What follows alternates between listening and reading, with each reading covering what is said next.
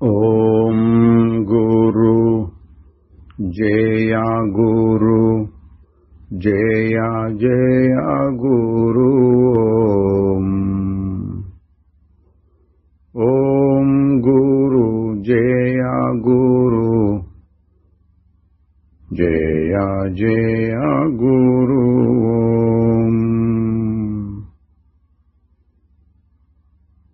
ఓం గురు జయ గురు జయ జయ గురు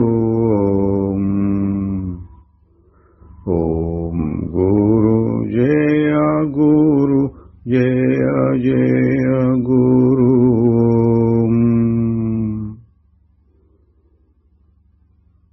ఓం నమో భగవతే శ్రీరమణాయ. శ్రీ రమణ మహర్షితో సంభాషణలు, రకరకాల ప్రశ్నలు, ఒకే రకం జవాబులు అనే ప్రవచన పరంపరలో 55వ భాగానికి వచ్చాము. ముందుగా క్రిందటి భాగంలోని ముఖ్యాంశాలు. మీ పవిత్రమైన పాదాలను వదలకుండా ఉండటం ఎట్లాగూ అంటే, నేను ఆ పాదాలకు ఎన్నడైనా దూరంగా ఉన్నానా అని విచారణ చేయడం ద్వారా అన్నారు. ఒకరు అడిగారు, కోరికల్ని తీసివేయాలంటే అన్నిటినీ అనుభవించేసి లోపల ఇంకా ఏ కోరిక లేకుండా చేసుకోవటం పద్ధతి కదా అంటే,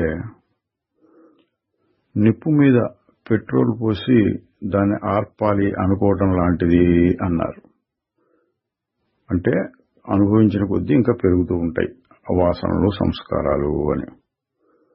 మరి ఏం చేయవచ్చును అంటే, ఏదో విధంగా కాస్త నిగ్రహించి తరువాత ఎవరికి ఆ కోరిక, అది మనస్సులోనే కదా, మనస్సు నేను కాదు కదా అని విచారణ చేస్తూ ఉండటం ద్వారా కోరికలను తీసివేసుకోవచ్చు అన్నారు.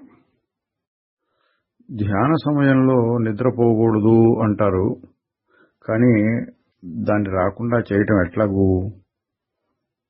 మహర్షి గారు చెప్పారు, ధ్యానంలో తీసివేయవలసింది నిద్రను కాదు, మత్తును, మగత.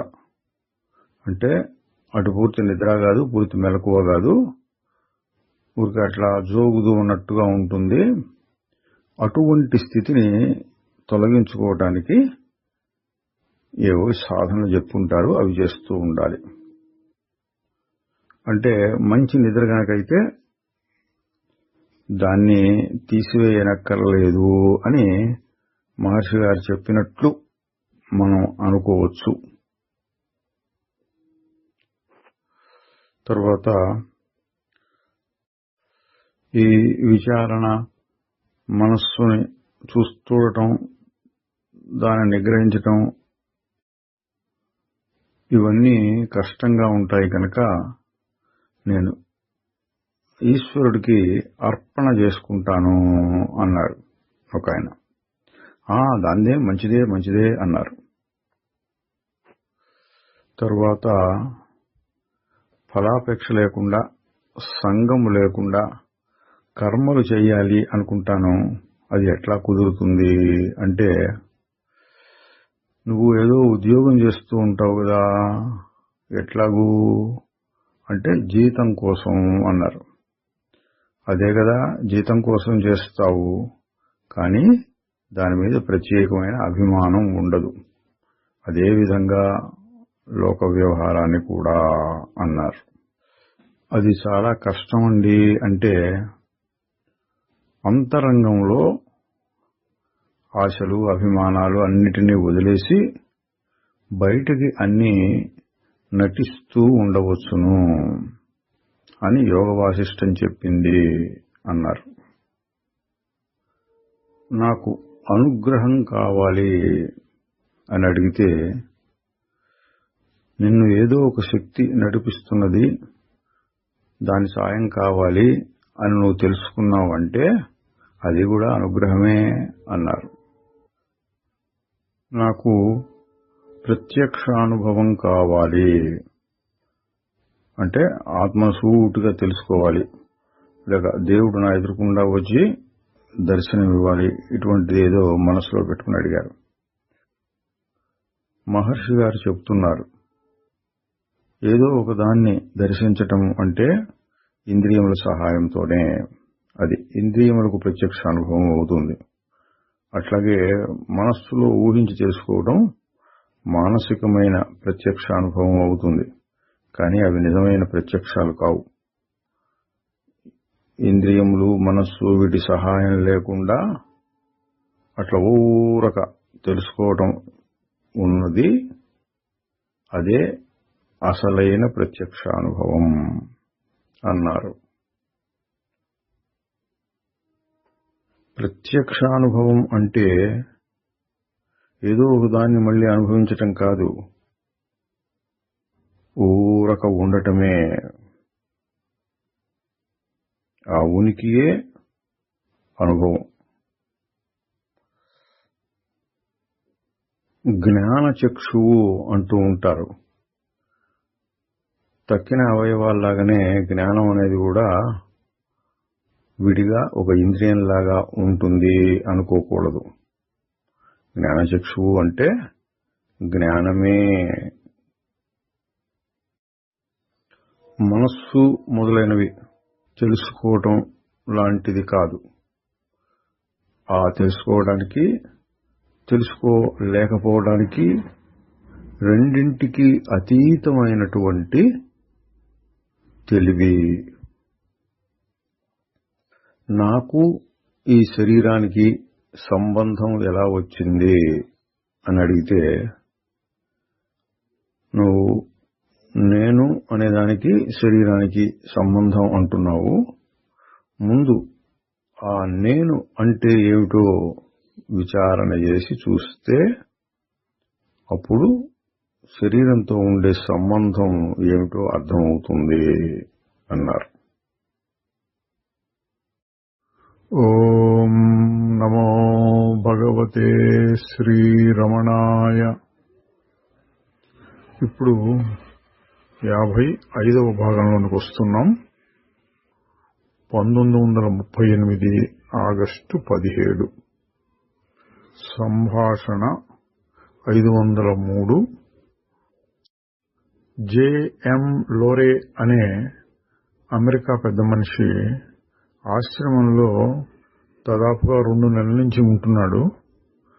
ఆయన అంటున్నాడు, నేను ఈ రాత్రికి ప్రయాణం అవుతున్నాను.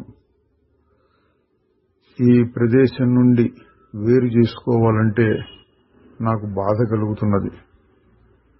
కానీ నేను అమెరికాకు వెళ్ళాలి. నేను గురువు గారి నుండి ఒక సందేశాన్ని కోరుకుంటున్నాను. నా గురించి నాకంటే ఎక్కువగా వారికే తెలుసు. అందువల్ల మాస్టర్ గారి నుండి దూరం అయినప్పుడు నన్ను నేను నిలకడ చేసుకోవటం కోసంగా ఒక సందేశాన్ని ప్రార్థిస్తున్నాను.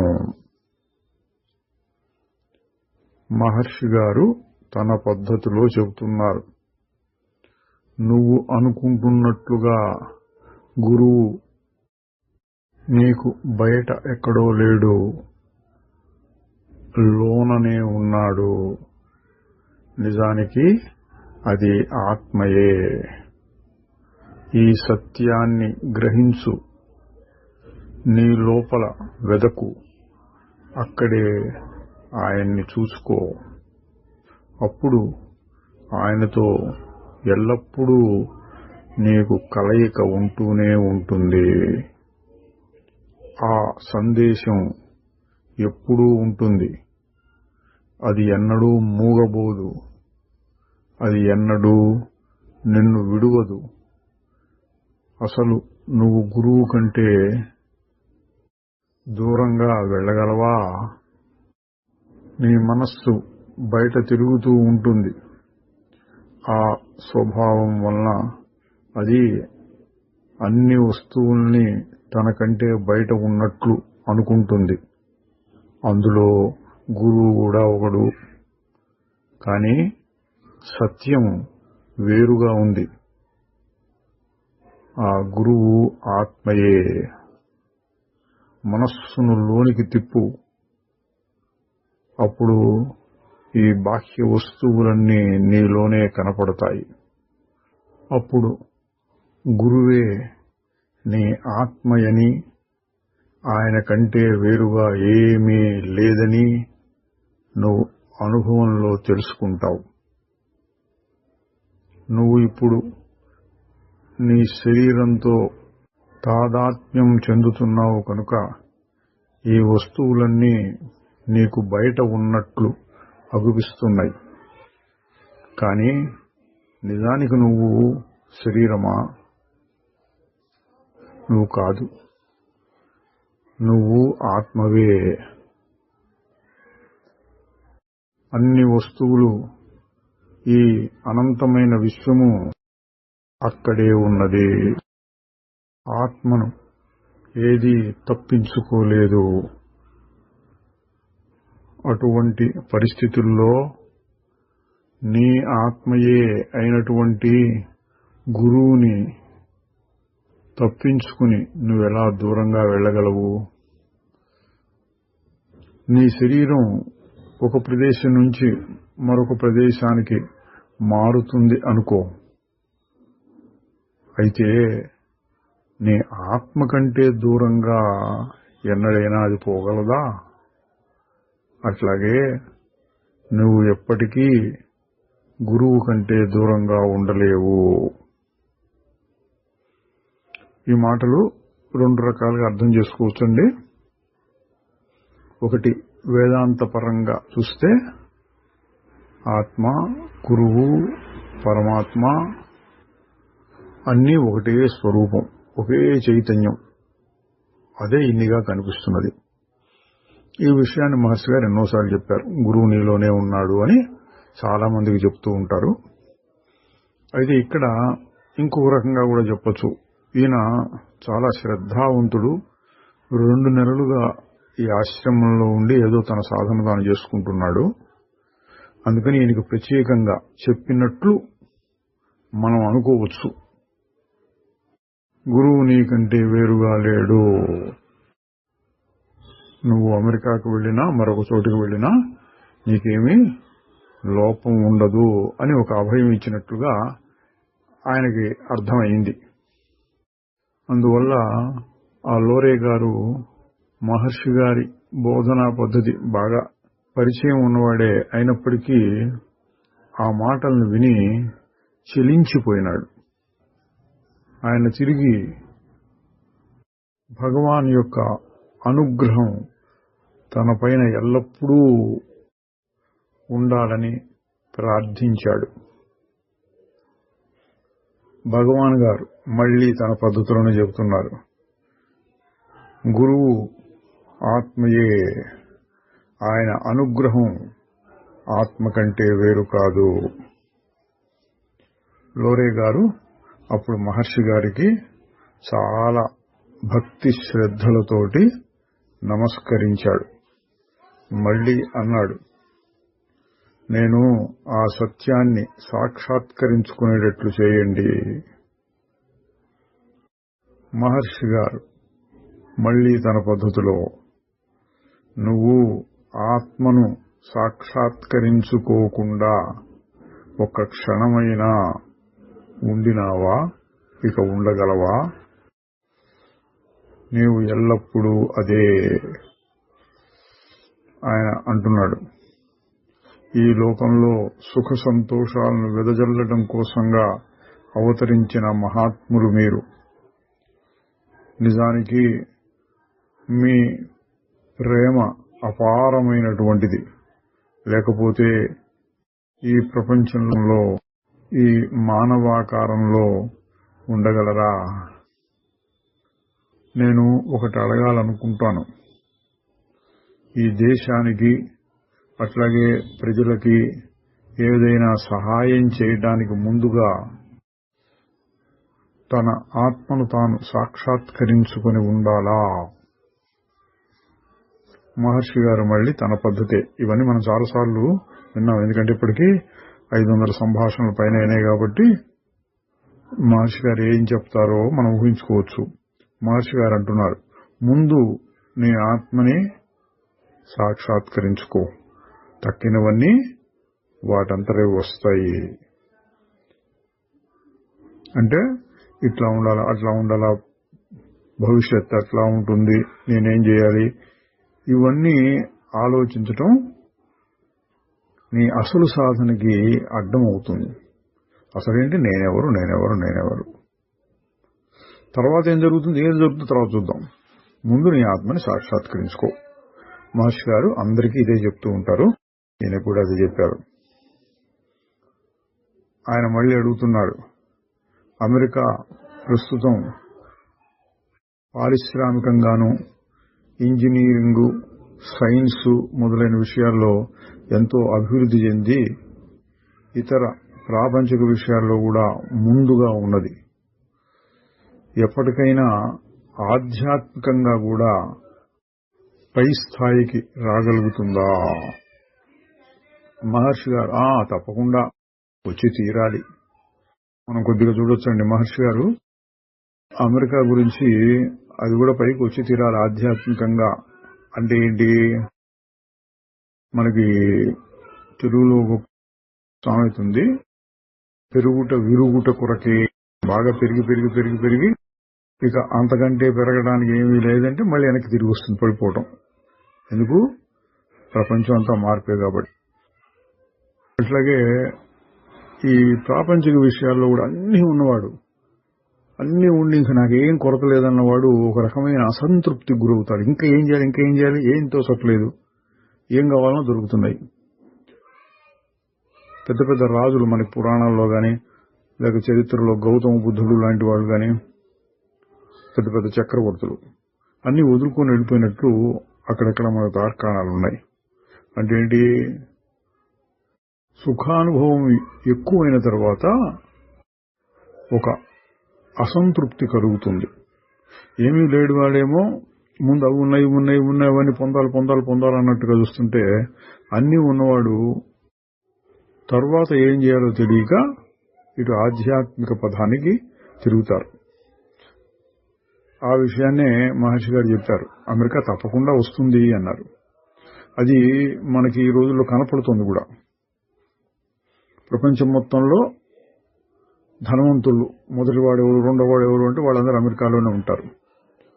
వాళ్ళలో చాలా మంది ఏం చేస్తున్నారంటే వాళ్ళ డబ్బుని దాన ధర్మాలకి విపరీతంగా ఖర్చు చేస్తున్నారు. ఎందుకు, ఏం చేయాలో తెలియట్లేదు తర్వాత. అట్లాగే మన దేశంలో ఉన్నటువంటి ఆధ్యాత్మిక సంస్థలన్నీ, ఇక్కడ గురువులు, ఇక్కడ బోధలు, ఇక్కడ యోగా, భక్తి, జ్ఞానం, ధ్యానం, ఇటువంటి పద్ధతులన్నీ అమెరికాలో ఉన్నాయి. వాళ్ళు బాగా శ్రద్ధతో, అందరూ కాకపోయినా చాలా మంది ఇటు పక్కకు తిరుగుతున్నారు. మహర్షి గారు అప్పుడే ఆ విషయాన్ని చెప్పారు, వస్తుందిలే అన్నారు.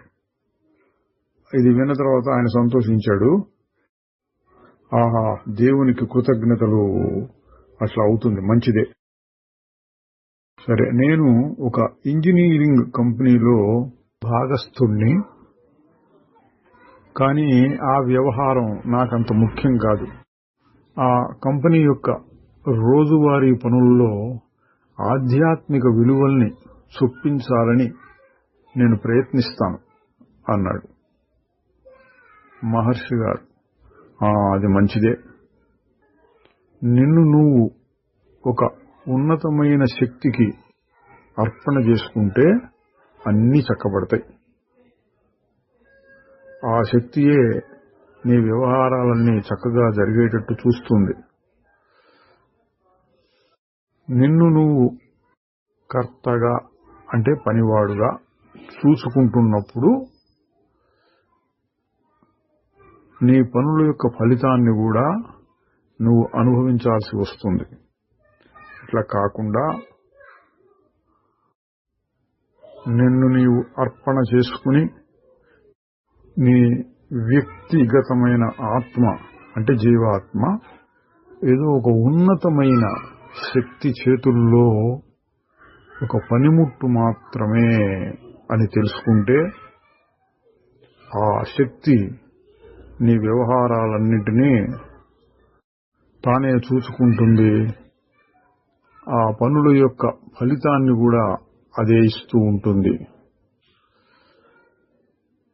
నీవు వాటి వల్ల ఏ విధంగానూ ఇబ్బంది పడవు.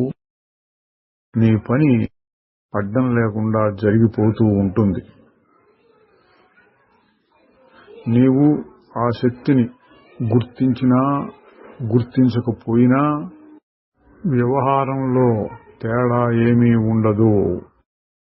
దృష్టిలో మాత్రమే మార్పు రావాలి. అంటే ఏంటంటే నువ్వు అంగీకరించినా అంగీకరించకపోయినా గుర్తించినా గుర్తించకపోయినా ఏదో ఒక మహత్తరమైన శక్తి అందరిని నడుపుతోంది. సకల జీవుల్ని అణువణువు చెలియించుని ఆజ్ఞ చేత సర్వకర్మల చేయించు స్వామివీవు. భగవద్గీతలో కూడా బాగా ఎక్కువగా వచ్చింది ఇది. నువ్వు నా చేతిలో పనిముట్టుగా ఉండి ఈ పనులన్నీ చేస్తూ ఉండు. అంటే ఇక్కడ ఏం కావాలి?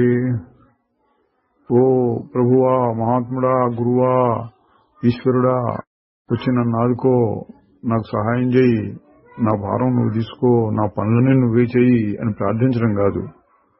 జ్ఞానం. ఏం జ్ఞానం? అన్నీ ఆయనే చేయిస్తున్నాడు, లేక చేస్తున్నాడు, అన్నిటినీ నడిపిస్తున్నాడు అనేది జ్ఞానం. నువ్వు తెలుసుకున్నా తెలుసుకోకపోయినా ఆ శక్తియే అన్నిటినీ నడిపిస్తోంది. తెలుసుకుంటే ఏమొస్తుంది? నీ దృష్టిలో మార్పు వస్తుంది, నీ బాధ తగ్గుతుంది. పనులలో ఏం మార్పు ఉండదు. ఏ పని ఎట్లా జరగాలి, ఏ పనికి ఎటువంటి ఫలితం రావాలి అంత జరిగిపోతూ ఉంటుంది. మరి నీకు వచ్చేది ఏంటి అంటే నేను కర్తను అనుకుంటే వచ్చేటటువంటి బాధ లేకుండా పోతుంది. మహర్షి గారు ఈ విషయంలో ఒక ఉదాహరణ చెప్తున్నారు. రైల్లో ప్రయాణం చేసేటప్పుడు బరువుని నెత్తిమీద పెట్టుకోవడం ఎందుకు? ఆ రైలు బండి నిన్ను మోస్తుంది, నీ బరువును కూడా మోస్తుంది. నెత్తిమీద పెట్టుకున్నా అదే మోస్తుంది, కింద పెట్టినా అదే మోస్తుంది. బరువును నీ నెత్తిమీద పెట్టుకున్నందువల్ల నువ్వు ఆ రైలు బండికి ఏమీ శ్రమ తగ్గించటం లేదు. అనవసరంగా నువ్వు శ్రమ పడుతున్నావు అంతే. లోకంలోని జీవులందరూ తాము కర్తలం అని భావిస్తూ ఉండటం ఇటువంటిదే అవుతుంది. అంటే అనవసరంగా శ్రమ పడుతున్నారు. నేను కర్తను కాదు అనుకున్న పనులు జరుగుతాయి, కర్తను అనుకున్న పనులు జరుగుతాయి, కానీ బాధపడటం ఉంటుంది. కర్తను అనుకుంటే ఆ బాధ్యత వస్తుంది, పని చెడిపోతే బాధ కలుగుతుంది, ఆందోళన, ఆత్రం మొదలైనవి కలుగుతూ ఉంటాయి. వాటిని నువ్వు తప్పించుకోవచ్చు. ఎట్లా? ఏదో మహత్తరమైన శక్తి చేస్తోంది, నేను అకర్తను అని తెలుసుకోమంటున్నారండి. మళ్ళీ ఆ లోరీ గారు అంటున్నారు, నేను ఈ తత్వశాస్త్రము అతీత విషయాల గురించి 20 సంవత్సరాల పైగా అధ్యయనం చేస్తూ ఉన్నాను. కానీ నాకింతవరకు చాలా మంది చెప్పుకునేటట్లు కొత్త అనుభవాలేమీ కలగలేదు. అంటే దూరశ్రవణం, దూరదృష్టి మొదలైనవి. నా మటుకు నేను ఈ శరీరంలోనే బంధించుకొని ఉన్నట్లు, అంతకంటే మరొకటి ఏమీ లేనట్లు అనిపిస్తోంది. అంటే ఏంటంటే ఈయన ఏదో రకమైన సాధన చేస్తూ ఉన్నాను కాబట్టి నాకు అతీంద్రియ శక్తులు అందరు లోకంలో చెప్పుకునేటట్టు కలగాలి కదా అన్నట్లు అడుగుతున్నారు. మహర్షి గారు యథార్థ సత్యం ఒక్కటే, అది ఆత్మ. తక్కినవన్నీ పైపైన వచ్చిపోయే మార్పులు. ఆ సత్యం వలన, ఆ సత్యం నుండి అవన్నీ కలుగుతూ ఉంటాయి. చూచేవాడు, చూడబడే దృశ్యం, అవన్నీ కూడా ఆత్మయే. ఈ ఆత్మను వదిలేసి ఎవరైనా చూడటం గాని వినటం గాని చేయగలరా? దగ్గరలో ఉన్నవాడిని వినటం లేక చూడటం, దూరంగా ఉన్నవాడిని వినడం లేక చూడటం, వీటిల్లో ఏమైనా తేడా ఉంటుందా? చూడటానికి వినటానికి కావలసిన ఇంద్రియాలు రెండు సందర్భాల్లోనూ కావాలి. మనస్సు కూడా రెండింటికి కావాలి. అవి లేకుండా దగ్గరవి గాని దూరము గాని మన దృష్టిలోకి రాలేవు. ఏదో ఒక రకంగా ఏదో ఒక దాని మీద ఆధారపడవలసి వస్తుంది. అందువల్ల దూరశ్రవణం, దూరదృష్టి అనే వాటి మీద అంత వ్యామోహం ఎందుకు అన్నారు. ఇంకా చెప్తున్నారు, అంతేకాకుండా ఏదైతే మనం సంపాదించుకుంటామో అది కాలక్రమంలో నశించి తీరుతుంది. అవేవి శాశ్వతంగా ఉండలేవు. శాశ్వతంగా నిలబడేది ఒకే ఒక వస్తువు, అదే ఆత్మ. నువ్వు నేనున్నాను, నేను పోతున్నాను, నేను మాట్లాడుతున్నాను, నేను పనిచేస్తున్నావు మొదలైన మాటలు వాడుతూ ఉంటావు కదా. వీటన్నిటిలోనూ సమానంగా ఉన్న నేనుంటాను అన్న విషయాన్ని గుర్తించు. అదే శాశ్వతంగా నిలబడేటటువంటి ఆధార వస్తువు, సత్యము. ఈ యథార్థాన్నే దేవుడు మోజెస్కి ఐయామ్ దట్ ఐయామ్, నేను ఏది ఉన్నదో అదే నేను అని బోధించాడు. ఇంకా be still and know that I am God, నిశ్చలంగా ఉండు, నేను దేవుణ్ణి అని తెలుసుకో. అందువలన నేను లేక నేనున్నాను అనటమే దేవుడు. చూడండి, ఆయన ఒక క్రైస్తవ సాంప్రదాయం నుంచి వచ్చినవాడు కాబట్టి బైబిల్లోని వాక్యాలను ఉదహరించారు. అయితే వాళ్ళు చెప్పే, అంటే ప్రస్తుతం క్రైస్తవ బోధకులు చెప్పే అర్థం కంటే వేరైన అర్థాన్ని చెప్తున్నారు మహర్షి గారు. నిశ్చలంగా ఉండు, నేనే దేవుణ్ణని తెలుసుకో. వాళ్ళు చెప్పే అర్థం ఏంటి? దేవుడు వచ్చి ఎదుర్కొండా కనపడి నువ్వు నిశ్చలంగా ఉండు, ఎదుర్కొండా ఉన్న నేను దేవుణ్ణి, నన్ను తెలుసుకో అని దేవుడు మోజెస్కు చెప్పాడు అని అంటారు. మహర్షి గారు వేదాంతపరంగా అందులో ఉన్న యథార్థమైన సత్యాన్ని చక్కగా వ్యాఖ్యానం చేశారు. నీవు ఉన్నావు అని నీకు తెలుసు. నీ ఉనికిని ఒక్క క్షణం కూడా నువ్వు నిరాకరించలేవు. ఎందువలనంటే లేను అని చెప్పడానికి కూడా నువ్వు ఉండాలి కదా. మనస్సును నిశ్చలంగా అట్టేబెట్టి తెలుసుకోవలసిన విషయం అదే. ఒక వ్యక్తిలోని బయటికి దూకే స్వభావం మనస్సు. దాన్ని గనక లోపలికి తిప్పగలిగితే క్రమంగా అది నిశ్చలం అవుతుంది. అవుతూ అవుతూ చివరకు నేను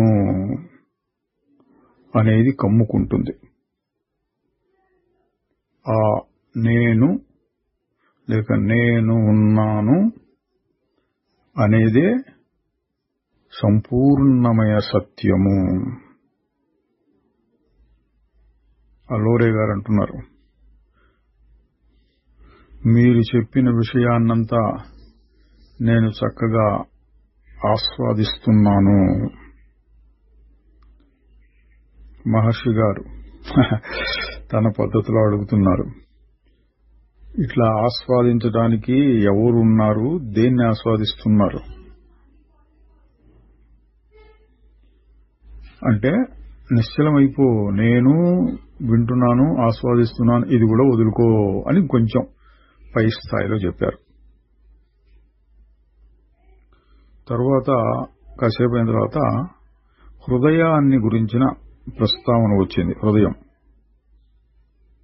భగవాన్ ఇలా అన్నారు, కుడివైపున ఎడం వైపున ఈ విషయాలు వదిలేసాయి, అవి శరీరానికి సంబంధించినవి కదా. హృదయం అంటే ఆత్మ. దాన్ని అనుభవంలో గుర్తించు, అప్పుడు నిన్ను నువ్వు చూసుకోగలుగుతావు. ఇది మహర్షి గారు చాలాసార్లు చెప్పారండి. కొద్దిసార్లు ఎవరో ఉపాసకుల కోసం ఏ కుండలిని లేక ఆత్మధ్యానం, ఉపాసన మొదలైనవి చేసేవాళ్లు భ్రూకుటి స్థానంలోనో సహస్రారంలోనో ఏదో ఒక స్థానంలో మనస్సును నిలపడం కోసం దృష్టిని పెట్టి వాళ్ళ సాధన చేసుకుంటూ ఉంటారు. అటువంటి వారికి అర్థమయ్యేటట్టు వాళ్ళ భాషలో ఆ స్థానాలన్నిటిలోనూ హృదయస్థానమే మంచిది, ఆ హృదయం కుడివైపున ఉంటుంది అని ఎప్పుడైనా 1-2 సార్లు వచ్చింది. కానీ ఎక్కువగా చెప్పే మాట ఏంటి, ఇది శరీరంతో సంబంధం లేని స్థితికి వెళ్ళాలి. అప్పుడు కుడివైపు ఎడం వైపు అన్న మాట ఎక్కడి నుంచి వస్తుంది అన్నారు. లోరే గారు భగవాన్కి కృతజ్ఞతలు తెలిపి మరి ఒకసారి నమస్కారాలు తెలియజేసి వెళ్లిపోయారు. తరువాత 1938 ఆగస్టు 18 సంభాషణ 504 ఒక సందర్శకుడు మహర్షి గారితో కొన్ని అడిగాడు. ఏమని? Over mind, super mind, psychic, divine అనేటువంటి అరవిందుల వారి పరిభాష ఏమిటి అని. ఒక్కొక్క మహాత్ముడు ఒక్కొక్క రకమైన బోధలు చేస్తూ ఉంటారు. అందులో అరవిందుల వారు ఈ పదాలని వాడేవారు. మన ప్రాచీన సాంప్రదాయంలో ఏదో మనోమయ కోసం, విజ్ఞానమయ కోసం, అజ్ఞానం, కారణ శరీరం ఇట్లాంటి వాడుతూ ఉంటాం. చదువుకున్న వాళ్ళకి, ముఖ్యంగా పాశ్చాత్య దేశాల వాళ్ళకి అర్థమయ్యే భాషల్లో ఇంకొక రకంగా చెప్పడానికి కొంతమంది చేస్తూ ఉంటారు. అరవిందుల వారు కూడా కొన్ని మాటలు అట్లాంటివి వాడారు. ఓవర్ మైండ్ అంటే పైన ఉన్న మనస్సు, పై స్థాయి మనస్సు అనుకోవచ్చు. సూపర్ మైండ్ మహామనస్సు ఇంకా పైన ఉన్నది. సైకిక్ మానసికమైనది. డివైన్ దైవికము లేక పరమాత్మకు సంబంధించింది. వీటి అర్థాలు ఏమిటి అని మహర్షి గారిని అడిగారు. మహర్షి గారు ఏమని చెప్తారు మనందరికీ బాగా తెలుసు. ముందు ఆత్మ లేక పరమాత్మను అనుభవంలో చూసుకో, తరువాత ఈ రకమైన భేదాలన్నీ సమసిపోతాయి. చూడండి, ఆధ్యాత్మిక శాస్త్రాల్లో కూడా ఎన్నో ఎన్నో ఎన్నో ఎన్నో ఎన్నో విషయాలు మనకి తెలియనివి, అవతల వాళ్ళు తెలియజెప్పడం కోసం వాడేటటువంటివి చాలా ఉంటాయి. అవన్నీ చదివి వాటన్నిటినీ సక్రమంగా అర్థం చేసుకుని, తెలియకపోతే ఇట్లా ఎవరు మహర్షి గారు లాంటి వారు కనపడితే వారిని అడిగి ప్రశ్నించి చర్చించి ఆహా అని అప్పుడు తృప్తి చెందటం అదొక రకమైన కుతూహలం. కుతూహలాన్ని తృప్తి చేసుకోవచ్చు, నేను ఇంత గొప్ప విషయాలు తెలుసుకున్నాను అని.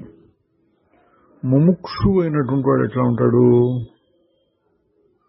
ముముక్షువు సాధకుడు అనేవాడు. అది సరేనండి, ఇప్పుడు నేనేం చేయాలో చెప్పండి. ఓవర్ మైండ్, సూపర్ మైండ్ ఇవి తెలుసుకోకపోతే నా సాధన సాగదా, నాకు హాయి రాదా? ఈ విధంగా ఆలోచించి ఏం చేయాలో చెప్పండి అడిగితే మహర్షి గారు అటువంటి వారికి చాలా తేలికైన చక్కటి ఉపాయం చెప్తారు. ఏంటది? నువ్వెవరో తెలుసుకో, లేక నీలో ఉన్నటువంటి ఆ దైవత్వాన్ని తెలుసుకో, మనస్సు మూలం తెలుసుకో, ఇట్లాంటి మాటలతో చెప్తారు. ఇది సాధకులకు బాగా ఉపయోగిస్తుంది. ఆ తర్వాత ఏమైనా ఇంకా సందేహాలుంటే అప్పుడు చూసుకుందాం అంటారు. దాని అర్థం ఏంటంటే, నీ ఆత్మజ్ఞానం చక్కగా కలిగితే, పరిపూర్ణమైనటువంటి తృప్తి లభిస్తే, ఇంకా ఏదో తెలుసుకోవాలి అనేటటువంటి కుతూహలం, జిజ్ఞాస కూడా నశించిపోతుంది. అప్పుడు ఎట్లా ఉంటుంది? ఊరకుండు హాయిగా ఉండు, ఊరకుండు హాయిగా ఉండు అంతే. ఎందుకు ఈ ప్రశ్నలన్నీ? భగవద్గీతలో కూడా ఇట్లాగే వస్తుంది. సంశయాత్మ వినశతి అంటారు. ఊరికి అనవసరంగా రకరకాల సంశయాలు తయారు చేసుకుంటూ ఉంటే జ్ఞానం నశించిపోతుంది. తస్మాత్ అజ్ఞాన సంభూతం హృస్తం జ్ఞానాశనాత్మన. జ్ఞానం అనేటువంటి కత్తి చేత హృదయంలో పుడుతూ ఉండేటువంటి సంశయాలన్నింటినీ నరికిపారాయి అన్నాడు. జ్ఞానం అనేటువంటి కత్తి అంటే ఏంటి? ఇప్పుడు మహర్షి గారు చెప్పేది. నేనెవరు? ఎటువంటి సంశయం వచ్చినా సరే నేనెవరు? సంశయం ఎక్కడొచ్చింది? మనసులో వచ్చింది. నేను మనస్సు కంటే వేరు. మనసులో సంశయం తీసేస్తేనే నేను ఆత్మను తెలుసుకోగలుగుతానా? మనసు మొత్తాన్ని పక్కన పెడతాను.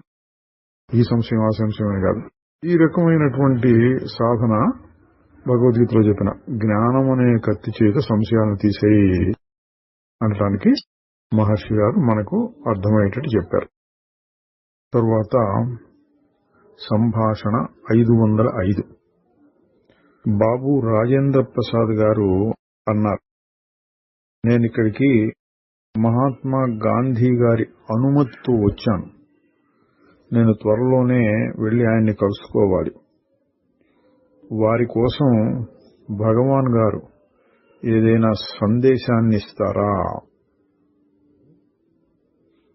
మహర్షి గారు చెప్తున్నారు, అధ్యాత్మ శక్తి అనేది ఆయన లోపల ఉండి నడిపిస్తూ ఉన్నది. అది చాలు, అంతకంటే ఇంకేం కావాలి అన్నారు. గాంధీ గారిని కూడా మహాత్మా అనేవారు. ఈయనేమో మహర్షి అన్నారు. మహర్షి, మహాత్మా, వీళ్ళిద్దరికీ పైకి చూడటానికి చాలా వ్యతిరేక ముఖంగా ఉన్నట్టు కనపడుతుంది. ఆయనేమో విపరీతమైనటువంటి పనిలో ఉంటూ ఉండేవారు. అటు తిరగటం ఇటు తిరగటం, నిమిషం ఖాళీ లేకుండా దేశమంతా తిరుగుతూ ఉండటం, అందరినీ మేలుగొల్పుతూ ఉండటం, స్వాతంత్రం కోసం పోరాటం అవన్నీ ఉండేవి. మహర్షి గారేమో కదలకుండా కూర్చునేవారు. ఎవరినో వస్తే చెప్పేవారు, లేకపోతే లేదు. ఇద్దరు కూడా మహాత్ములే. అందుకని ఇప్పుడు ఈ మహర్షి గారు చెప్పిన దాంట్లో అర్థం వస్తుంది. ఆధ్యాత్మిక శక్తి ఏదో గాంధీ గారిని నడిపిస్తోంది. మనం అర్థం చేసుకోవచ్చు, మహర్షి గారిని కూడా అదే శక్తి నడిపిస్తోంది. మహర్షి గారిని ఈ విధంగా నడిపిస్తోంది, మహాత్ముల్ని ఆ విధంగా నడిపిస్తోంది. అంటే ఇట్లాగే ఉండాలి మహాత్ములు అని లేదు. సరే, ఆ సందేశాన్ని ఇచ్చారు రాజేంద్ర ప్రసాద్ గారు. ఇంకా అంతకంటే ఎక్కువ ఏం మాట్లాడలేదు, వెళ్ళిపోయినారు. తరువాత 1938 ఆగస్టు 19 సంభాషణ 506. సద్విద్య అంటే మహర్షి గారు రాసిన చిన్న గ్రంథం. అందులోని మొట్టమొదటి శ్లోకాన్ని ఎవరు అడిగితే దాన్ని కొంచెం వివరించారు. ఇది కొంచెం శాస్త్ర పద్ధతిలో ఉంటుంది. సత్తు చిత్తు, చిత్తు సత్తు రెండు ఒకటే.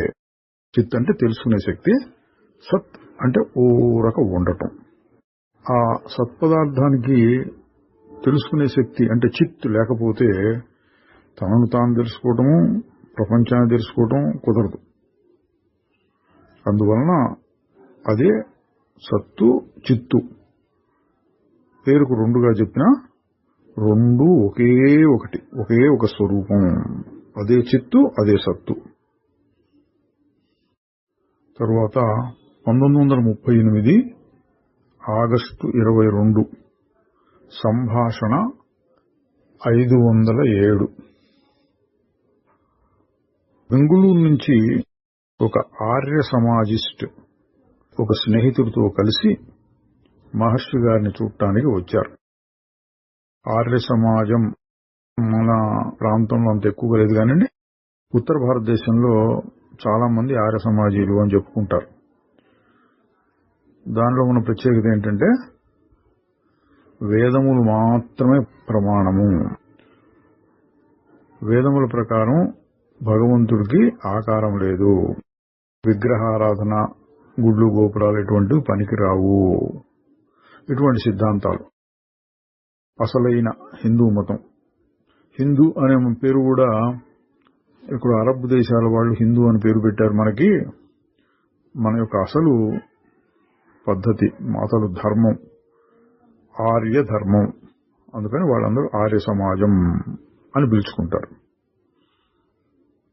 అటువంటి ఆర్య సమాజీకుడు స్నేహితుడితో కలిసి వచ్చారు.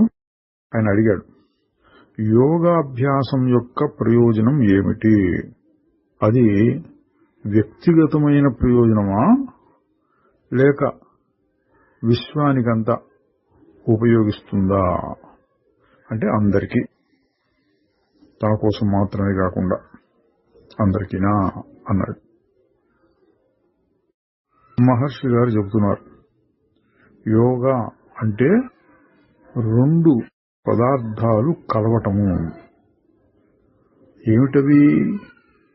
విచారణ చెయ్యి. లాభము ప్రయోజనము అనేవి ఏదో ఒక దానికి సంబంధించినటువంటి మాటలు కదా. అంటే ఎవరికి ప్రయోజనం, ఎవరికి లాభం అనేది అది ఏమిటి? దాన్ని విచారణ చెయ్యి అని మహర్షి గారు తన పద్ధతిలో ప్రశ్నను ఇట్లా తిప్పారు. మనకి లాభమా, ప్రపంచం మొత్తానికి లాభం ఉండాలా అని అడిగితే అసలు లాభం ప్రయోజనం అనేది ఎవరికి? నాకు అంటున్నావు, నువ్వంటే ఎవరు? అసలు తిప్పారు ప్రశ్న.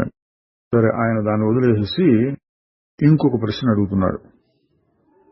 వర్ణ భేదాలు అంటే కులాల్లో ఉండే తేడాలు, బ్రాహ్మణ క్షత్రియ వైశ్య శూద్ర ఇట్లా అంటారు కదండి. ఈ భేదములన్నీ మనకి సమాజంలో కనపడుతూ ఉన్నాయి. అటువంటి భేదాలు ఉండాలా అని అడిగారు. వీరేంటంటే సంఘ సంస్కర్తలు. సంఘంలో అందరికి మార్పు తీసుకురావాలి, అందరికీ సరైన జ్ఞానం ఇవ్వాలి, కులమతాలు ఉండాలా వద్దా ఇవి చర్చిస్తారు వారు. మహర్షి గారు తన పద్ధతిలో మళ్ళీ చెప్తున్నారు, ఈ భేదాలను చూచేది ఎవరు? దాన్ని కనుక్కో. ఆయన మళ్ళీ అడుగుతున్నాడు, అటువంటి భేదాలు ఈ ఆశ్రమంలో పాటిస్తున్నట్లుగా నేను గమనించాను. భగవాన్ గారు బహుశా వాటిని అనుమతించి ఉండరు, ఇతరులే వారంతట వారు పాటిస్తున్నారేమో అన్నారు. మహర్షి గారు మళ్ళీ తన పద్ధతికి వచ్చారు. ఇతరులను గురించి మాట్లాడుతున్న నువ్వెవరు? నువ్వు ఆ ఇతరులను సుషుప్తి అంటే గాఢ నిద్రలో గమనించావా అని ఆ ప్రశ్నకి ఆయన అడిగిన దానికి సూటిగా సమాధానం చెప్పకుండా ఇటు తిప్పారు. ఎందుకు? అటువంటి వాటిని చర్చిస్తూ పోతే అంతం లేదండి. కులం భేదం ఉండకూడదు. ఎందుకు ఉండకూడదు? వేదంలో ఉన్నాయి కదా 4 కులాలని. ఉండాలి అంటే ఎందుకు ఉండాలి? అందరు సమానమే కదా, అందరిలోనూ దైవం ఉంది కదా, ఇట్లా ఏవో వస్తూనే ఉంటాయి. ఈ సందేహాన్ని తీర్చుకోవడానికే సమయం అంతా పోతుంది. వాటిని తెగగోయాలి. తెగగోసి మహర్షిగా చెప్పే పద్ధతి సాధన ఏంటి? నేనెవరు? ఆయన సమాధానం చెప్తున్నాడు. నేను ఇక్కడ ఒక వ్యక్తిని. నిద్దట్లో నేను ఇంకెవరిని చూడలేకపోవచ్చు, కానీ ప్రస్తుతం అందరినీ చూస్తున్నాను. మహర్షి గారు, అందులో ఏమీ సందేహం లేదు. కానీ ఇప్పుడు ఇతరులను చూచేటటువంటి వాడు, నిద్రలో ఇంకెవరిని చూడకుండా ఉండినవాడు ఒకరే కదా, అదే వ్యక్తి కదా. అప్పుడు లేని భేదాలను ఇప్పుడు నువ్వు ఎందుకు చూడాలి? దానివల్ల ఎందుకు బాధపడాలి? నిద్రలో ఎట్లా ఉన్నావో అట్లాగే ఉండు ఇప్పుడు కూడా అన్నారు. ఆయన సమాధానం, అది కుదరదు. అవన్నీ నేను ఇప్పుడు చూస్తున్నాను, వాటిని నిద్రలో నేను చూడటం లేదు. అంత మాత్రం చేత ప్రస్తుతం ఉన్నటువంటి పరిస్థితులు మారిపోవు కదా.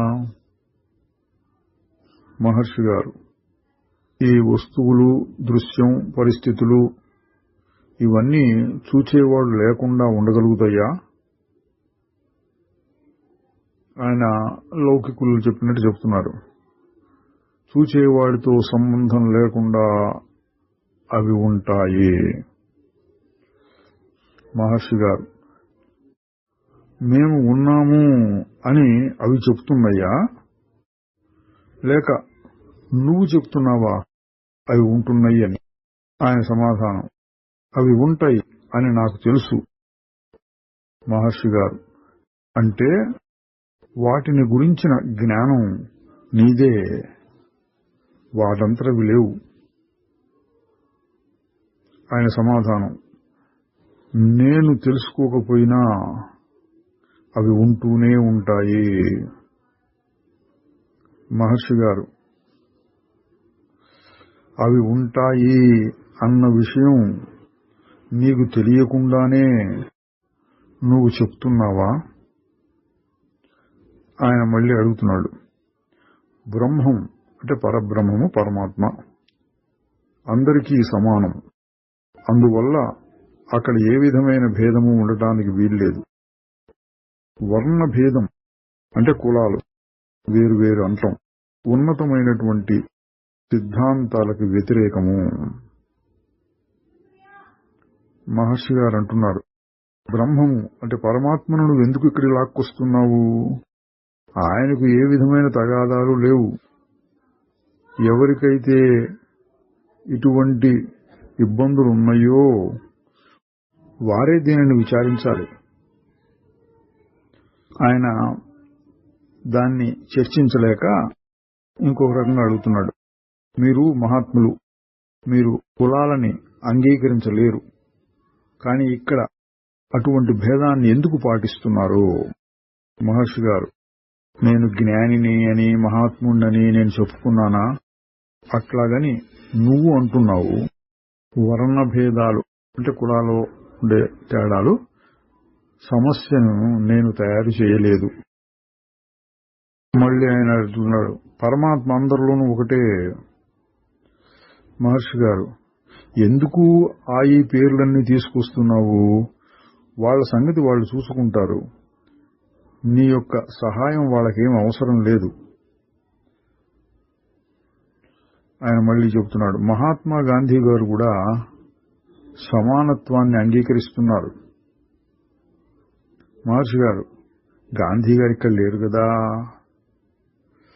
ఆయన మళ్ళీ ఊరుకోకుండా, అరవిందుల వారు కూడా ఈ కులాలను అంగీకరించట్లేదు, మీరు వాటిని అనుమతిస్తారా? మహర్షి గారు, అరవిందుల వారి సంగతి ఆయన్నే వెళ్ళి అడుగు. నా అభిప్రాయము నీకెలా ఉపయోగపడుతుంది? ఆ విషయంలో నీకు ఏమైనా అభిప్రాయం ఉంటే అదే నీకు సంబంధిస్తుంది, ఇతరుల అభిప్రాయాలు కావు. సరే, ఆయన చెబుతున్నాడు, నేను ఆ కుల భేదాలను అంగీకరించను. మహాత్ములు అభిప్రాయాలు ఇతరులకు మార్గదర్శకంగా ఉంటాయి. మేం చేసే ప్రయత్నాలకి మీ ఆశీర్వాదం కావాలి. అంటే ఏంటంటే, వీళ్ళు కుల భేదాలని తీసేయాలి, సమాజంలో అంటరానితనం మొదలైన వాటిని తీసేయాలి, వాటి వలన సమాజం బాగా నష్టపోతోంది అని ఒక ఉద్యమంలాగా సంఘ సంస్కరణ చేయాలి అని వెళ్లేవాళ్ళు. మహర్షి గారు ఇంకొక పద్ధతి, ఆత్మజ్ఞానాన్ని అడిగిన వారికి బోధించాలి. సంఘ సంస్కరణ ఈశ్వరుడు చూసుకుంటాడు దాన్ని అన్నట్లుగా మహర్షి గారు చెప్తూ ఉంటారు. ఇప్పుడు మహర్షి గారు అంటున్నారు, మహాత్ముల యొక్క ఆశీర్వచనం అంటున్నావు కదా, మహాత్ముడు ఏమన్నాడు? ముందు నువ్వెవరో తెలుసుకో, నువ్వు ఆ పని చెయ్యవు, కానీ ఆయన ఆశీర్వాదం కావాలి. ఆయన చెప్తున్నాడు, నేను వారి ఆదేశాల్ని పాటించడానికే ప్రయత్నం చేస్తున్నాను, కానీ ఈ కుల భేదాలున్నాయే అవి చాలా బాధిస్తున్నాయి, అది పోవాలి. మహర్షి గారు మళ్ళీ తన పద్ధతిలో, ఎవరిని బాధిస్తున్నాయి అవి? ఆయన సమాధానం, సంఘంలోని ఇతర సభ్యుల్ని. మహర్షి గారు, ఆ మాట చెప్పేది నువ్వు.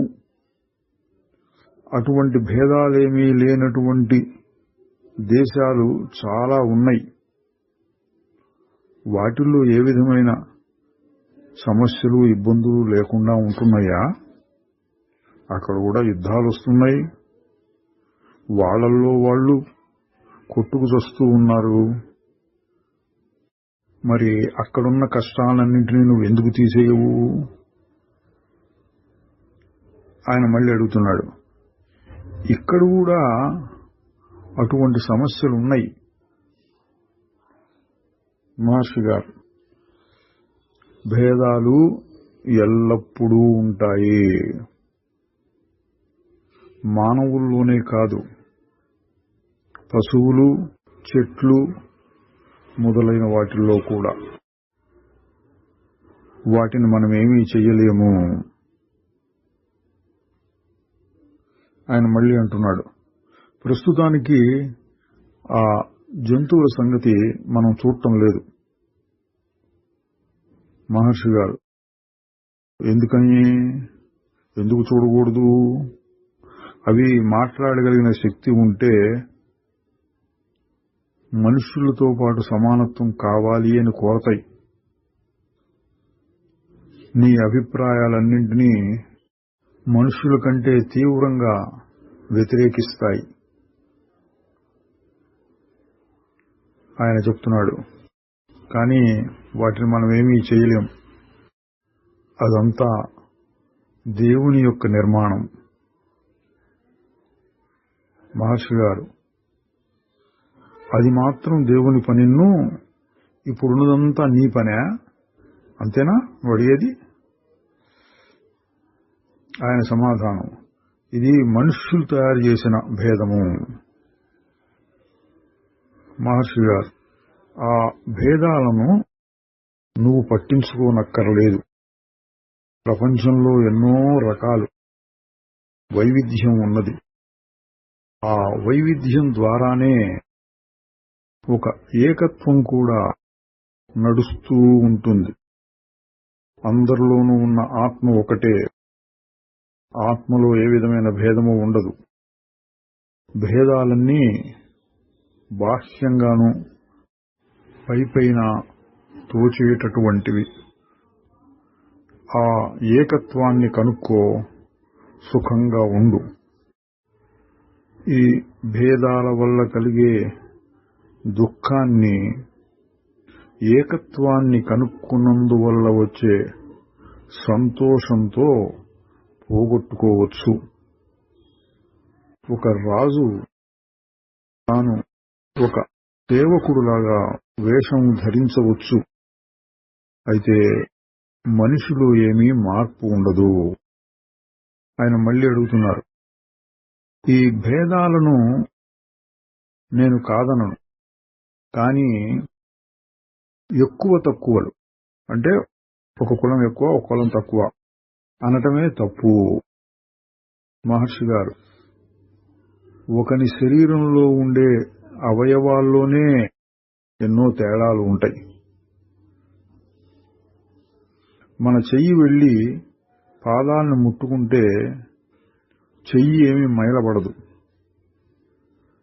ప్రతి అవయవము తన పనిని తాను చేస్తూ ఉంటుంది.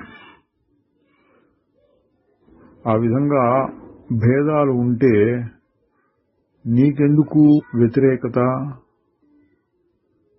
ఆయన మళ్ళీ అంటున్నాడు, ఈ వర్ణభేదం అంటే కులాలకు సంబంధించినటువంటి తేడాలు చాలా అధర్మం అని ప్రజలు అనుకుంటున్నారు. అందువలన దాన్ని తీసేయాలి. మహర్షి గారు, అటువంటి ఏ భేదములు నీకు కనపడకుండా పోయేటటువంటి స్థితిని నీవు వ్యక్తిగతంగా పొందవచ్చు, హాయిగా ఉండవచ్చు. ఈ ప్రపంచం మొత్తాన్ని సంస్కరిస్తాను అని ఎలా అనుకుంటున్నావు? నువ్వు ప్రయత్నించినా విజయం పొందలేవు. కావ్యకంఠ గణపతి ముని హరిజనులందరికీ మంత్రోపదేశాలు చేసి వాళ్ళందరినీ బ్రాహ్మణులుగా మార్చాలి అని సంకల్పించాడు. కానీ ఆయన ఉద్దేశ్యాన్ని, ఆయన ప్రయత్నాన్ని అందుకోవటానికి హరిజనులెవ్వరూ ముందుకు రాలేదు. అంటే వారందరూ తక్కువ వారం అనేటువంటి భావంతో వారికి వారే బాధపడుతున్నారు. అటువంటి భావాలను ముందు నువ్వు తీసేసుకో, తరువాత ఇతరులను మార్చవచ్చు. ఇంకా అటువంటి భేదాలు పాటించేటటువంటి చోట్లకు నువ్వు వెళ్లి ఆ బాధని నువ్వు పొందుతున్నావెందుకు? అటువంటి భేదాలు ఎక్కడ పాటించకుండా ఉంటారో వాటిని చూస్తూ హాయిగా ఉండవచ్చును కదా. గాంధీ గారు కూడా సమత్వాన్ని తీసుకురావడానికే ప్రయత్నం చేస్తున్నారు. సంఘంలో ఉన్న తక్కువ స్థాయి వారిని పైకి తీసుకురావాలని, వారిలోనే ఉన్న ఆ తక్కువతనం భావాన్ని తొలగించాలని ప్రయత్నం చేస్తున్నారు. అయితే ఆయన అభిప్రాయాలని ఇతరుల మీద రుద్దలేరు. ఆయన అహింసావాది. అందువలన పరిస్థితులన్నీ యథాప్రకారంగా ఉంటున్నాయి. అంటే ఏంటి? సంస్కరణలు చేసేవాళ్ళు వస్తూనే ఉన్నారు, కొంత సంస్కరణ జరుగుతూ కూడా ఉంటుంది. కానీ మొత్తానికి 100% మార్చేస్తాం అనేది ఎవ్వరికీ కుదరదు. అది ఈశ్వరాజ్ఞ ప్రకారం ఎన్నో విషయాలు జరుగుతూ ఉంటాయి. మంచా చెడ అంటే మంచి కూడా ఈశ్వరుడు ఆజ్ఞ ద్వారానే జరుగుతుంది, చెడు కూడా ఈశ్వరుడు ఆజ్ఞ ద్వారానే జరుగుతుంది. నువ్వేమైనా చేయగలిగితే చెయ్యి, అది కూడా ఈశ్వరుడు ఆజ్ఞ ఉంటే నువ్వేదో కాస్త చేయగలుగుతావు, విజయం పొందగలుగుతావు. అంతేగాని ప్రపంచం మొత్తాన్ని మార్చేస్తాని అని అనుకోకు. ఆయన బాగా పట్టుదలతో వచ్చినట్టున్నాడు. ఈ ఆత్మ తెలుసుకోవడం, జ్ఞానం ఇటువంటి వాటి గురించి పట్టించుకోకుండా మళ్ళీ అదే అడుగుతున్నాడు. మనందరం ఈ కుల భేదాల్ని చెరిపివేయడానికి ప్రయత్నం చేయాలి. మహర్షి గారు అంటున్నారు, సరే చెయ్యి. నువ్వు ముందు ప్రపంచంలో అటువంటి ప్రయత్నం చేసి సఫలుడవై తర్వాత ఇక్కడ అటువంటి భేదాలు ఉంటాయేమో చూడండి, ఇది మహర్షి గారు చెప్పేది. ప్రపంచం మొత్తంలో అటువంటి భేదాలు తీసేయగలిగితే, అటువంటి భేదాలు లేకుండా పోతే అప్పుడు ఇక్కడ కూడా ఉండవు. ఇక్కడే ముందు తీసేయాలి అంటే ఈ ఆశ్రమంలో చేసేది సంఘ సంస్కరణ కాదు, ఆత్మజ్ఞాన ఉపదేశం. అందుకని మహర్షి గారు సరే అంతటా చెయ్యి, చివరికి ఇక్కడికి రా అంటున్నారు. మళ్ళీ ఆయన వదలకుండా అడుగుతున్నాడు, నేను నా సంస్కరణ మొదలు పెట్టడానికి ఇదే మొదటి స్థానం కావాలి అంటే మీ ఆశ్రమంలోనే దాన్ని మార్పు చేయాలని నేను అనుకుంటున్నాను అన్నాడు. మహర్షి గారు అంటున్నారు, సంస్కరణలు తీసుకురావాలి అని నువ్వు అంతగా ఎందుకు బాధపడుతున్నావు? కాసేపు హాయిగా నిద్రపో, అక్కడ ఈ భేదాలు ఏమైనా ఉంటాయేమో చూడు, అప్పుడు ఏ ప్రయత్నము చేయకుండా భేదాలన్నింటినీ తొలగించిన వాడివే అవుతావు అని మళ్ళీ తన పద్ధతిలో చెప్పారు. తర్వాత ఆయన మరి ఎట్లా వదిలాడో గాని ఇక్కడితో ఈ సంభాషణ అయిపోయింది. తరువాత 1938 ఆగస్టు 24 సంభాషణ 508. ఒక ఐసిఎస్ ఆఫీసర్ గారు హాల్లో కొన్ని గంటల సేపు కూర్చున్నారు. ఆయన అడిగారు, అహింస అనేటటువంటిది ప్రపంచంలో ఉన్న యుద్ధాలను ఆపగలుగుతుందా? అప్పుడు యుద్ధాలు ఉండే సమయం అంటే మొదటి ప్రపంచ యుద్ధం అవి ఉండేవి, ఇతర యుద్ధాలు కూడా అక్కడక్కడ నడుస్తూ ఉండేవి. ఆ సందర్భంలో అడిగారు. మహర్షి గారు ఏమీ మాట్లాడలేదు. అంతలోనే ఆయన బయటికి వెళ్లవలసిన సమయం వస్తే ఆగిపోయింది. తర్వాత రోజు అదే ప్రశ్నని మరొకరు అడిగారు. అప్పుడు మహర్షి గారు ఏం చెప్పారంటే, ఆ ప్రశ్నలోనే సమాధానం ఉన్నది. అంటే అహింస అనేదాన్ని పాటించగలిగితే ఇక యుద్ధం ఎక్కడి నుంచి వస్తుంది? అంటే అడిగిన ఉద్దేశం ఏంటి? నేను అహింసను పాటిస్తే లేదా కొంతమంది అహింసను పాటిస్తే ప్రపంచంలో యుద్ధాలు ఆగుతాయా అని. మహర్షి గారు ఏ విధంగా చెప్పారు? అందరూ అహింసను పాటిస్తే యుద్ధం ఏది అని. తరువాత 1938 ఆగస్టు 26 సంభాషణ 509.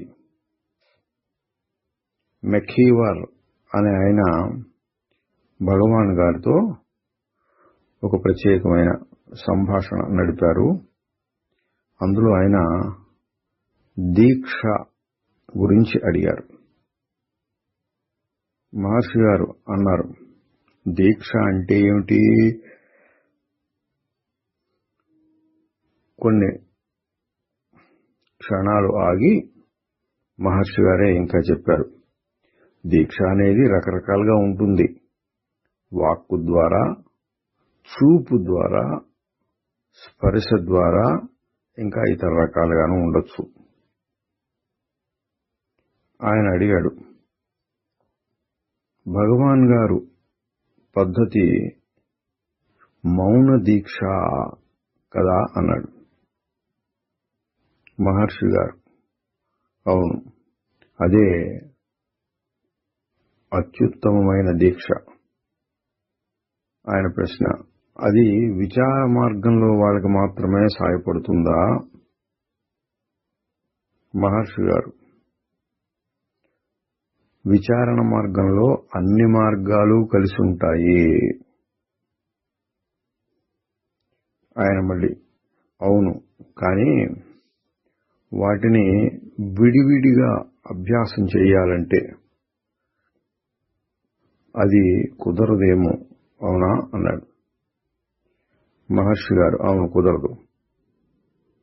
ఆయన మళ్ళీ ప్రశ్న, సాక్షాత్కారం కోసం ఏవైనా ఇతర సహాయకారులు కావాలి అనిపిస్తే అవన్నీ మార్గానికి సహకరించేవే అవుతాయి.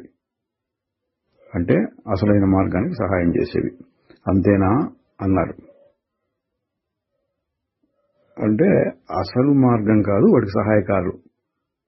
ఎట్లాగూ అంటే కాస్త మితంగా భోజనం చేయి, మితంగా నిద్రపో, ఇటువంటి మాటలు చెప్తుంటారు కదండి, అవన్నీ సహాయకారులే గాని అసలు సాధన కాదు కదా అని.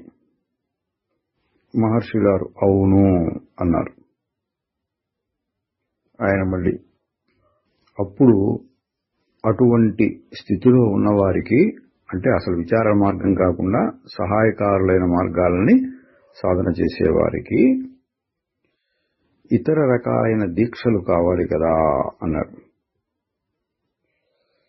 మహర్షి గారు మళ్ళీ అవును అన్నారు. ఆయన, దీని నుంచి మరొక ప్రశ్న ఉదయిస్తున్నది.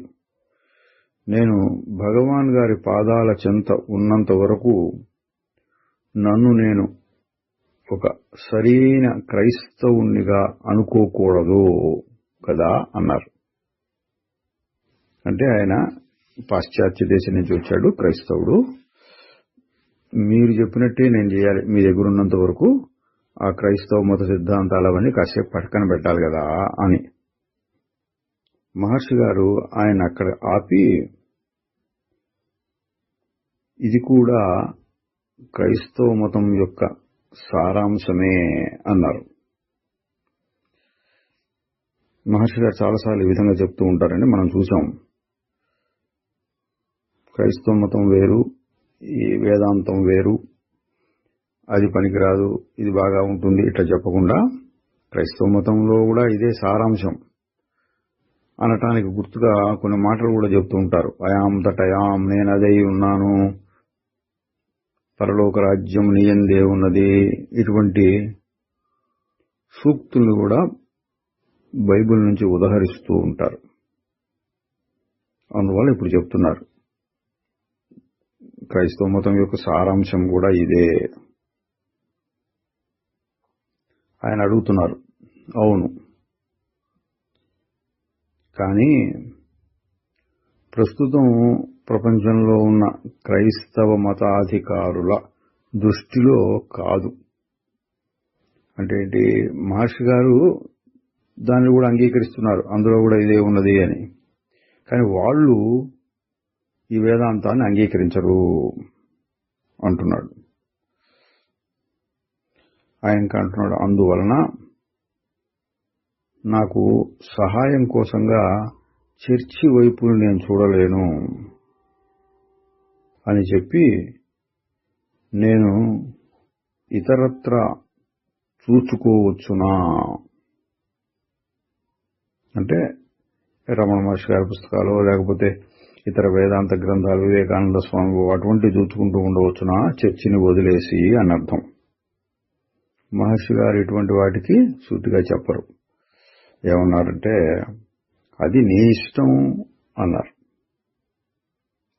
కొద్దిసేపు అయిన తర్వాత మహర్షి గారు అన్నారు, ఇక్కడికి వచ్చే మనుషులందరూ ఏదో ఒక గూఢమైన శక్తి చేత తీసుకుని రాబడతారు. అదే వాళ్ళ అవసరాలన్నీ చూసుకుంటుంది. అంటే ఏంటి, నేను ఇది చేయాలి అది చేయాలని సీరియస్గా ఆలోచించక్కర్లేదు, ఆ శక్తియే నిన్ను నడిపిస్తుంది అని. ఇంతటితో ఆ సంభాషణ ముగిసింది.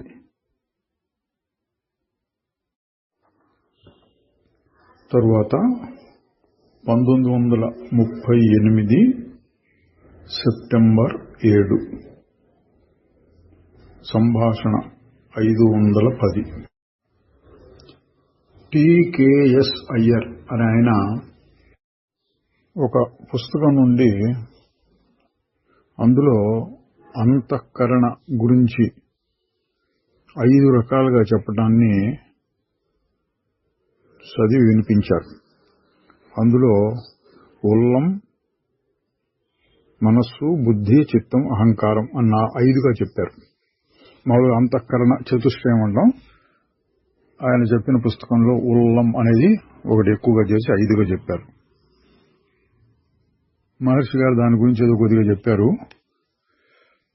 ఆ తరువాత చైతన్యం అనే దాని గురించి కొద్దిగా వివరించారు. ఒక మనిషి నిద్రలో నుంచి మేల్కొని తల లేపుతూ ఉండగా ఆ చైతన్యం యొక్క కాంతి శరీరం మీద ప్రసరించడం మొదలవుతుంది. అది అంతకుముందే హృదయంలో ఉన్నది. అది మెదడు ద్వారా ప్రతిఫలించి చైతన్యంగా అగుపిస్తుంది. అయితే ఈ ప్రతిఫలించిన చైతన్యం కూడా ఇంకా విశ్వ చైతన్యంలో ఒక భాగంగానే ఉంటుంది. ఒక నిమిషం అటు ఇటు అయినాక మెల్లిగా శరీరంతో అభిమానం చెందుతూ వ్యక్తిత్వం ఇక్కడ మాత్రమే ఉన్నాను అన్నట్లు అహంకారంగా వస్తుంది. చివరగా శరీరంతో బాగా కలిసిపోయి నేను అంటే శరీరమే నేను అన్నట్లుగా బయట వ్యవహారం మొదలవుతుంది. అంటే ఇక్కడ మనం గ్రహించవలసింది ఏంటంటే నిద్ర నుండి మెలకువ వస్తూ ఉండగా హృదయంలో ఉన్నది విశ్వ చైతన్యమే అన్నట్టుగా ఉండేది. క్రమక్రమంగా ఈ శరీరంతో అభిమానం చెంది ఒక వ్యక్తిత్వం ఖచ్చితంగా ఇక్కడే నేనున్నాను అన్నట్లుగా ఒక ఉపాధిని అంటే హద్దుల్ని ఏర్పరచుకుంటుంది. ఇది కూడా ఆయన అడిగినందుకు చెప్పారు. ఒక సిద్ధాంత భాగం. తరువాత 1938 సెప్టెంబర్ 9 సంభాషణ 511. మేజర్ చాడ్విక్ గారు న కర్మణాన ప్రజయా అనే దాన్ని ఆంగ్ల భాషలోకి అంటే ఇంగ్లీష్లోకి అనువాదం చేశారు. ఈ చాడ్విక్ గారు రమణాశ్రమంలోనే ఉంటూ ఉండేవారు. తర్వాత ఈ న కర్మణాన ప్రజయ అనేది ఒక ఉపనిషత్ మంత్రము. దాన్ని ముఖ్యంగా సన్యాసులకు నమస్కరించేటప్పుడు చెబుతూ ఉంటారు. అదొక సాంప్రదాయం. ఒక్కొక్క దేవతకు ఒక్కొక్క రకమైన స్తోత్రం మంత్రాలు ఉన్నట్టు సన్యాసుల్ని నమస్కరించే సమయంలో న కర్మణా న ప్రజయా ధనేన త్యాగేనైకే అమృతత్వమానసుః పరేణ నాకం నిహితం గుహాయాం విభ్రాజదే యతయో విశంతి వేదాంత విజ్ఞాన సునిశ్చితార్థాః సన్యాసయోగాద్యతయః శుద్ధసత్వాః తే బ్రహ్మలోకే తు పరాంతకాలే పరామృతాత్ పరిముచ్యంతి సర్వే. ఈ విధంగా ఓ మంత్రం చదివి నమస్కారాలు చేస్తూ ఉంటారు. దీని అర్థం ఏంటంటే అమృతత్వం అనేది శాస్త్రంలో చెప్పిన కర్మల వల్ల గాని, సంతానం వల్ల గాని, ధనం వల్ల గాని పొందలేము. కొందరు దానిని అంటే అమృతత్వాన్ని త్యాగము వలన పొందారు. యతులు అయిన వారు స్వర్గము కంటే మీరినటువంటి సత్పదార్థాన్ని హృదయమునందు ఒక్కటిగా ప్రకాశించేదాన్ని పొందగలరు. వేదాంతములలో చెప్పబడిన ఆ సత్పదార్థాన్ని తెలుసుకున్నటువంటి వారు బ్రహ్మలోకమును పొందుతారు. ఈ విధంగా ఇంకా కొంత ఉన్నది. ఈ చాడ్విక్ గారు ఆ మంత్రం యొక్క అర్థం ఇంగ్లీష్ భాషలో రాశారు. మహర్షి గారు దాన్ని కొద్దిగా వివరించారు తన పద్ధతిలో. బ్రహ్మలోకం అనేటువంటిది ద్రష్ట లేక దృశ్యము అని 2 రకాలుగాను అర్థాలు చెప్పు. రెండవ అర్థం అంటే దృశ్యము అన్న అర్థంలో చెప్పినప్పుడు అది నమ్మకాల మీద ఆధారపడుతుంది. అంటే అన్నీ మన ఎదురుకుండా కనపడుతూ ఉన్నట్టు బ్రహ్మలోకం కూడా ఒక లోకం ఉంటుంది. అక్కడికి వెళ్ళి బ్రహ్మదేవుడు ఎదురుకుండా మనం కూర్చుంటాం. అక్కడ ఇంకా చాలా మంది ఉంటారు. ఇది నమ్మకం మీద ఆధారపడినటువంటిది అన్నారు. ఇంకొక అర్థమైన ఆత్మ సంబంధమైన అర్థం అది అనుభవంలో ఎవరికి వారు చూసుకోవచ్చు. దానికి శాస్త్రాల మీద నమ్మకం అవసరం లేదు. అంటే నిశ్చలంగా తన స్వరూపాన్ని తాను చూసుకుంటూ ఆత్మానుభవం, ఆత్మ ప్రత్యక్షం అంటూ ఉంటారు చూడండి. దాన్నే బ్రహ్మలోకం అనవచ్చును. బ్రహ్మలోకం అంటే బ్రహ్మ జ్ఞానము, అదే ఆత్మ సాక్షాత్కారము. అందులో పరాంతకాలము అనే మాట వచ్చింది. పరాంతకాలే అన్నదానికి సాధారణంగా వ్యాఖ్యానం ఏం చెప్తారంటే, యతయ అంటే యతులు, సన్యాసులైనటువంటి వాళ్ళు ఇక్కడ విచారణ పూర్తయి విదేహముక్తి పొందలేకపోతే వాళ్ళందరూ బ్రహ్మలోకానికి వెళ్తారు.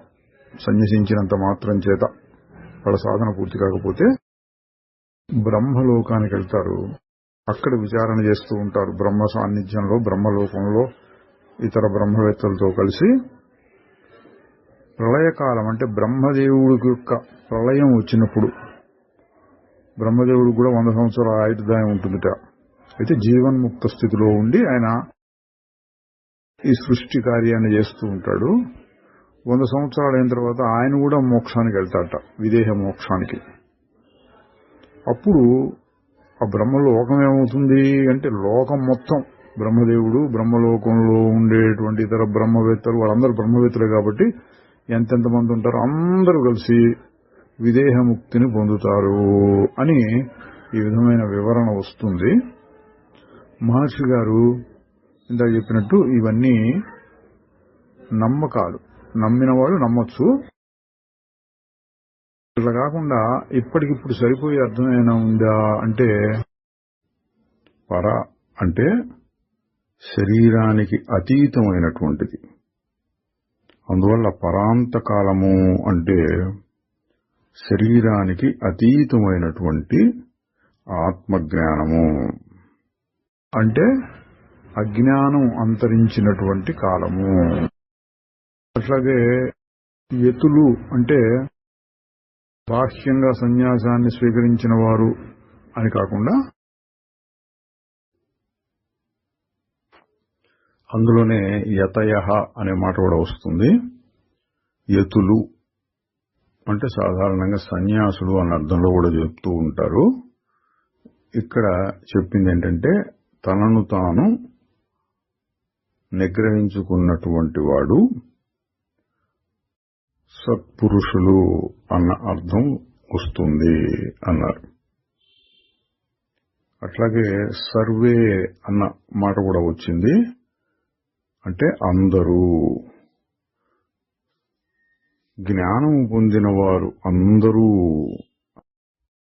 బ్రహ్మజ్ఞానంతో మన మనస్సుల్ని నింపుకున్నవారు అన్న అర్థంలో చెప్తారు. ఇది ఒక రకమైన వ్యాఖ్యానం, మనకి సరిపోతుంది. తరువాత 1938 సెప్టెంబర్ 11 సంభాషణ 512. ఎవరు అడిగారో లేదు, ఇక్కడ భగవాన్ గారే చెప్తున్నారు. ప్రతివారు మనస్సులో ఉండే చైతన్యాన్ని, అంటే మనస్సులో ప్రతిఫలించిన చైతన్యాన్ని ఆత్మ చైతన్యం కింద భావిస్తూ ఉంటారు. గాఢ నిద్రలో మనస్సు లేదు. అయితే తాను లేకుండా పోయినాను అని ఎవ్వరూ అనరు. చిన్న పిల్లవాడు కూడా లేచిన వెంటనే నేను బాగా నిద్రించాను అని అంటాడు. తన ఉనికిని కాదనలేరెవరు. నేను పైకి ఎగసి వస్తుంది, మనస్సు